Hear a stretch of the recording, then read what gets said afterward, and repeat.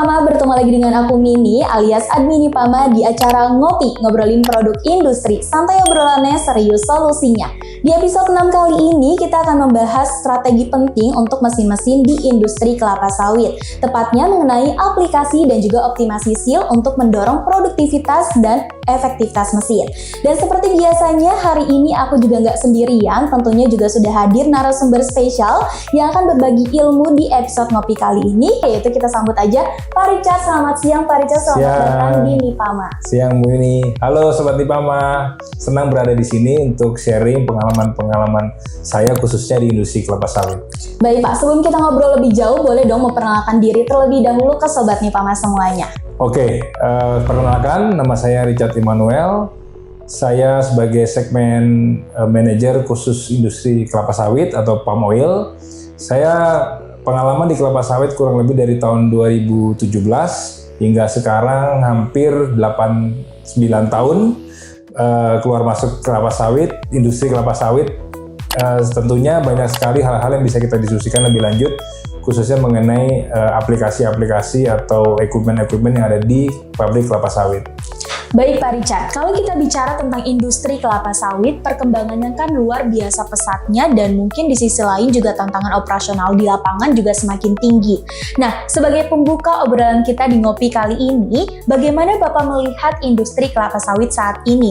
Dan apa saja sih Pak tantangan terbesar yang paling sering dihadapi, terutama untuk menjaga agar mesin tetap berjalan dengan optimal? Ya, terima kasih Mini. Betul, kelapa sawit merupakan komoditi terbesar untuk khususnya negara kita Indonesia. Kita kurang lebih mensuplai kurang lebih 59% kebutuhan global. Jadi tentunya dengan adanya industri kelapa sawit saat ini, pabrik-pabrik digenjot atau pabrik-pabrik dituntut untuk melakukan produksi secara efektif dan efisien. Nah, tantangan-tantangan yang terjadi adalah bagaimana mengoptimalkan kinerja mesin yang ada sehingga dapat memproduksi sesuai dengan target yang diberikan setiap perusahaan. Seperti itu kira-kira. Nah Pak Richard, menyambung topik keandalan mesin tersebut, beberapa orang mungkin berpikir bahwa silin itu memiliki bentuk dan fungsinya yang cuma itu-itu aja atau sama. Nah padahal di pabrik atau di industri kelapa sawit ini tuh areanya kan cukup luas sekali ya Pak ya, dan jenis mesinnya pun berbeda-beda.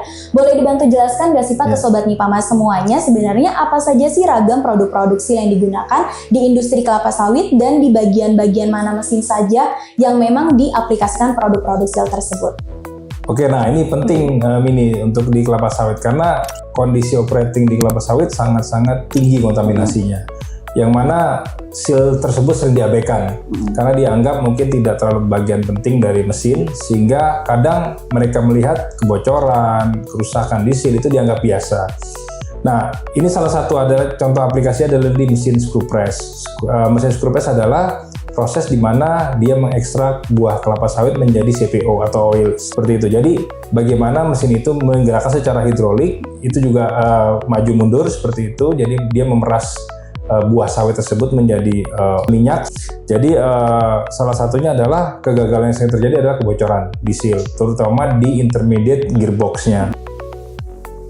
Hal ini yang sering diabaikan di lapangan menurut pengalaman saya.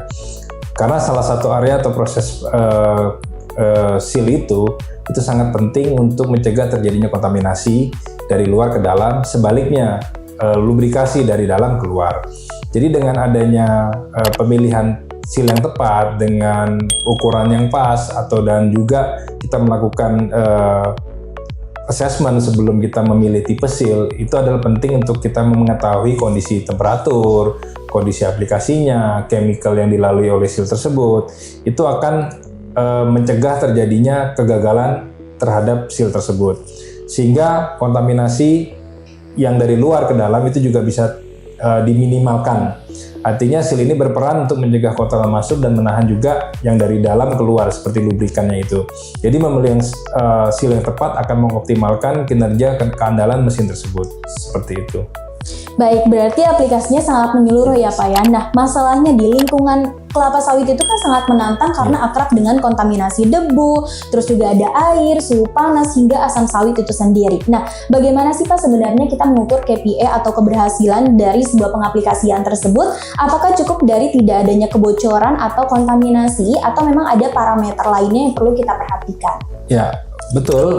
Untuk KPI dari masing-masing pabrik berbeda-beda, tergantung kondisi dari keandalan mesin tersebut. Salah satu contoh, saya ambil contoh untuk di mesin press. Mesin press ini berfungsi untuk mengekstrak buah sawit menjadi minyak.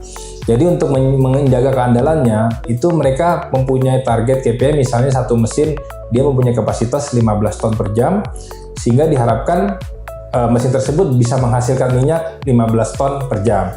Nah, yang terjadi adalah jika keandalan mesin tersebut menurun karena akibat lain, karena kontaminasi, karena kebocoran, itu juga akan menyebabkan kinerja dari mesin tersebut akan berkurang, losses yang didapat dari minyak tersebut juga akan tinggi, sehingga apa? Efeknya ke oil extraction rate. Nah, oil extraction rate itu juga akan berperan untuk menghasilkan rate minyak terhadap buah sawit tersebut.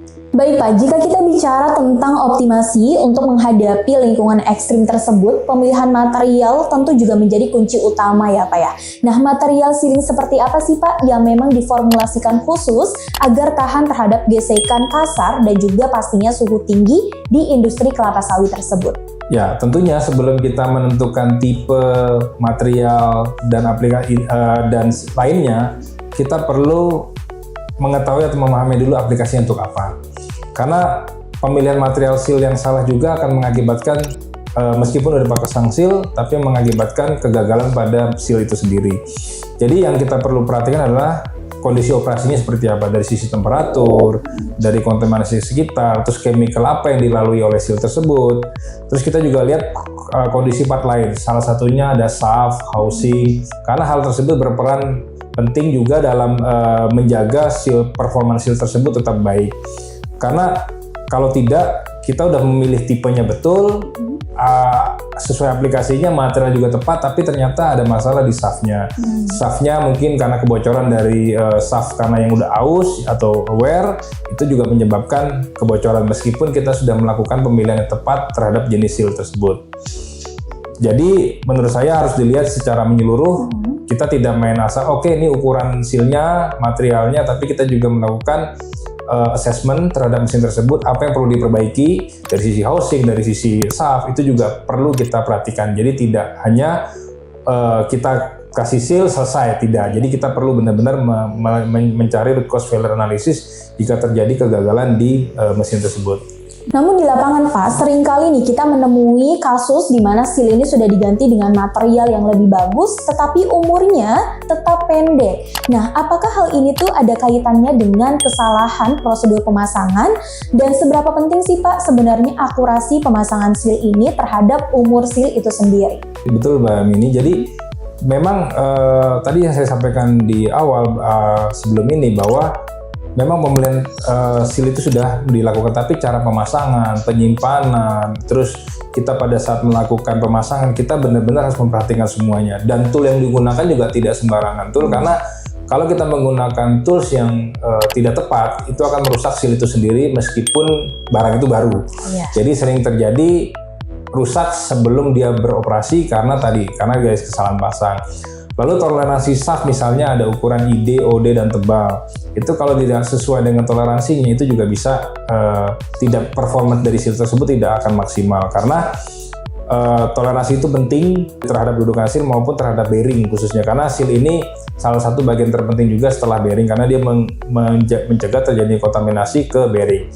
Tapi kembali lagi, jika kita tidak menggunakan tool yang tepat, itu akan menyebabkan performa dari seal meskipun kita sudah melakukan seleksi pemilihan seal tersebut seperti itu. Baik, berarti edukasi dan ketepatan cara pasang itu sangat penting ya Pak ya dengan kualitas produknya. Nah, luar biasa sekali nih Pak Richard. Dan untuk sebagai penutup obrolan kita di Ngopi hari ini, boleh dong dibagikan apa sih pesan dan tips kunci dari Bapak untuk para pelaku industri khususnya untuk di sektor kelapa sawit ini agar mereka bisa melakukan optimasi seal dengan tepat dan mencapai produktivitas yang maksimal? Oke, Sobat Nipama, jadi tips dari saya adalah carilah sumber atau carilah spare part atau kebutuhan sil Bapak Ibu Saudara sekalian dengan partner yang kredibel.